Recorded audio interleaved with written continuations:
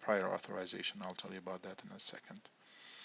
But if you're questioning why this patient does not have an address and all that, per Surescripts, we have to display what they send us, not what we have in our database. So if you actually click on this patient, patient info, we do have all the information there, but we cannot show that. We have to show what we are sent. So in the message itself, it has all this information. We have to display it all. We cannot display what we have in our database.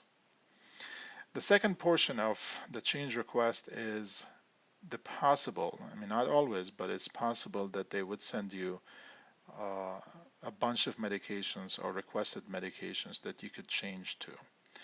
They can send you up to 9 medications, and then you can pick one of them if you want to approve.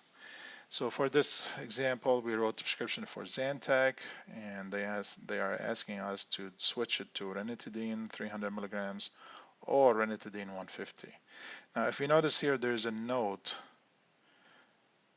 and that note is really what the pharmacist is trying to tell you why he wants to make the change. Unlike this one, it says, please allow generic substitution. Okay, the last part of the message is the change request type. As I mentioned, there's 3 of them. This happens to be generic substitution. And then here is not too much different from the refill requests. You can deny the request.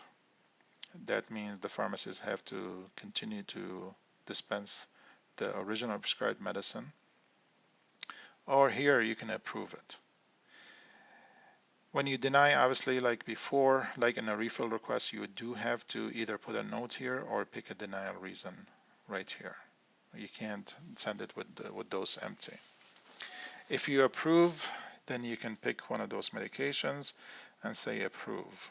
And then the response will go to the pharmacy saying, okay, well, I will change this medication to this.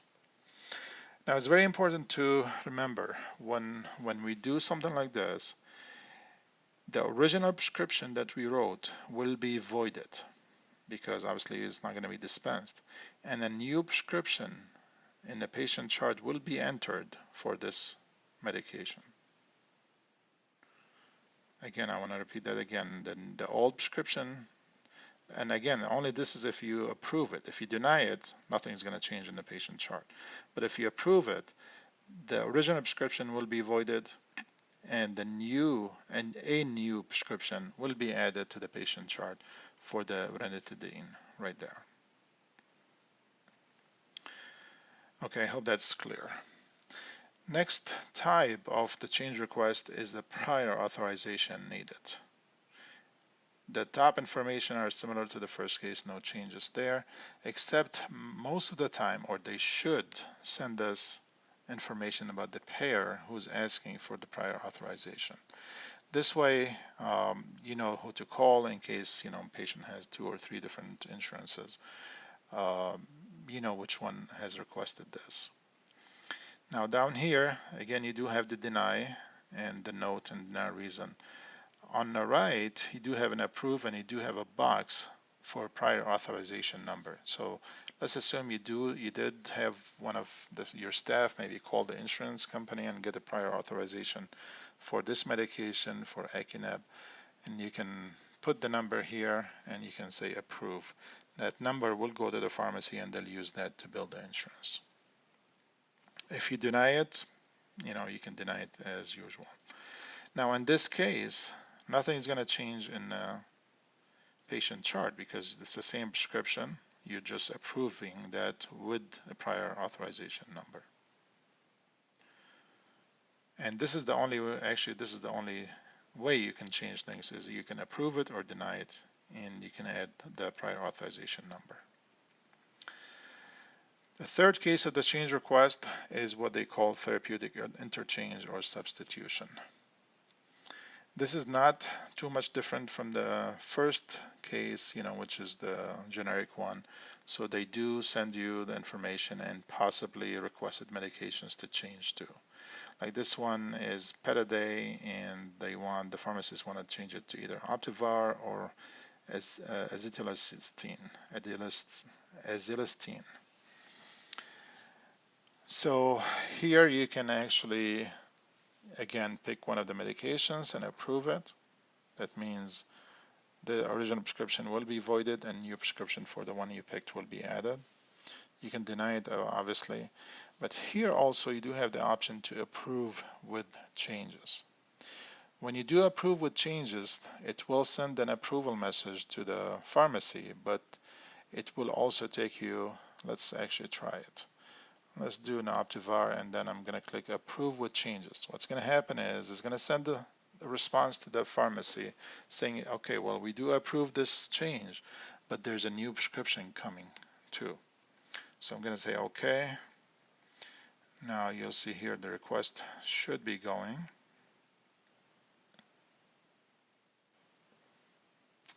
Okay, now that's gone and took me right away to the prescription screen, and it filled some information from the medicine that I picked. So if you decide to keep it this way, you can just review it and send it, or if you want to give them maybe more, say 60 and I don't know, whatever, one refill on this, or even if you want to change the whole medicine, you can here. That's not a problem.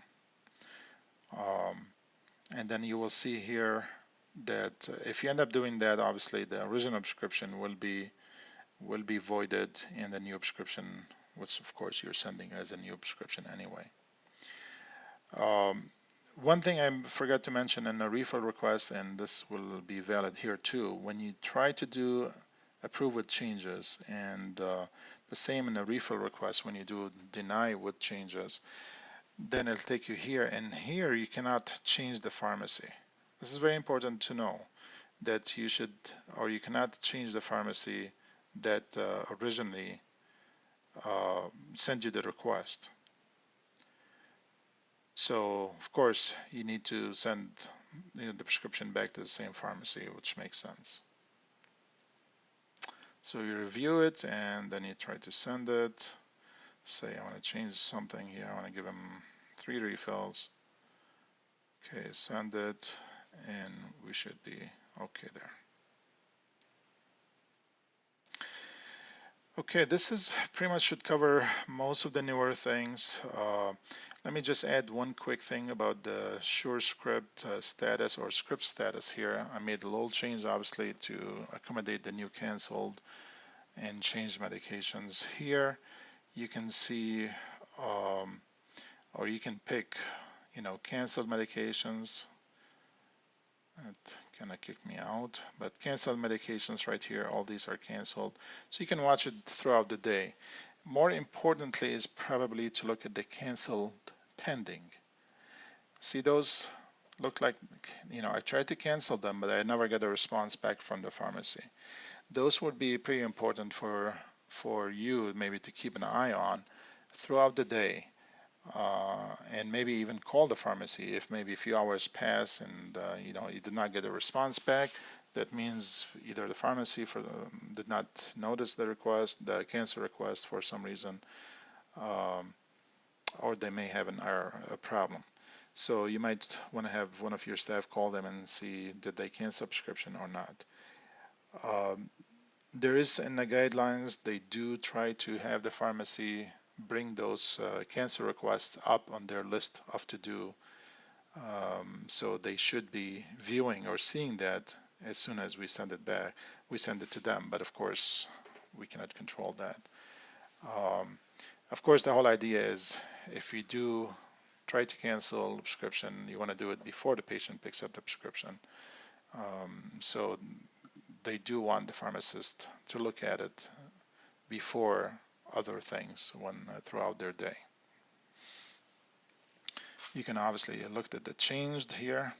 I forgot to show you something when we do a change,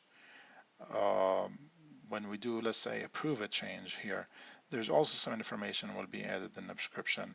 You'll see on the bottom here it says changed yes, change date, and then change message. This is the message that we get back from the pharmacy. And then at the bottom says change to, and that's the number of the new prescription that was given. I probably will end up maybe writing the name of the medication there, maybe with some more information in that spot. So hopefully by the time you get this, it will have the actual name instead of the ID that you really need to look up here and there. Okay, I think this should conclude pretty much all the changes that we made. Um, if you do have any questions, please don't hesitate to call us. We will be more than happy to answer those. We will be doing the switching or the migration in the next few days. There will be there might be some interruption of service. This is because we have to change our servers in addition to every office server to put in the new code, in addition to some changes that TrueScripts have to make on their side as well. So with all that in mind, there might be, or actually there's a good chance there will be some time of downtime as we do the migration. We will, of course, let you know when it's available, but if you do see some errors, especially when we're doing the migration, please do not panic because that's normal, and I'm sure it should not be too long before we can have it going. I hope you like this, and I hope the new features will be helpful for you. Thank you.